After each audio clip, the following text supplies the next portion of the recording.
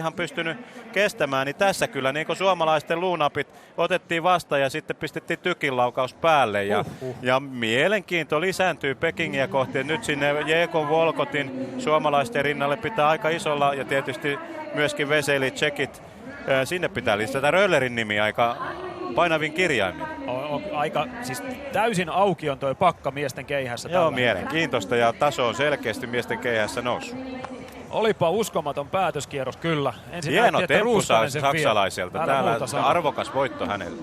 Ensin näytti, että Ruuskanen vie. Pitkämäki pystyi vielä nousemaan saksalaisen ohi, mutta niin vain.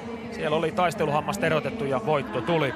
Naisten 200 metriä seuraavaksi juostaan täällä Kuortaneella. Hanna-Maari Latvala tässä.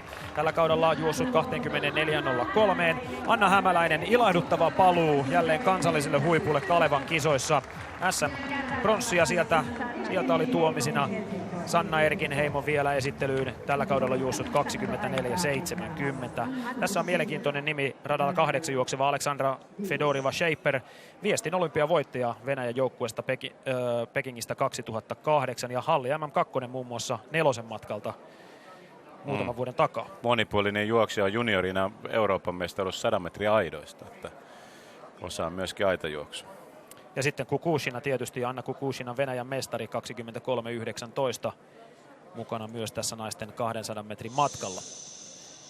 Ja nyt Hantta paukusta matkaa. Set!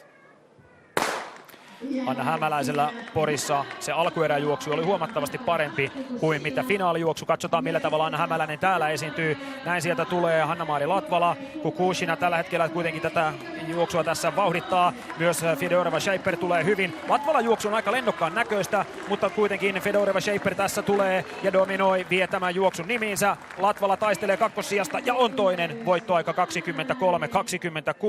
Aika hyvään aikaan tässä painelee Aleksandra Fedorova-Shaper, monipuolinen juoksija Venäjän maalta ja ottaa tämän juoksun nimiinsä. Kyllä Latvala hyvän juoksun tekee.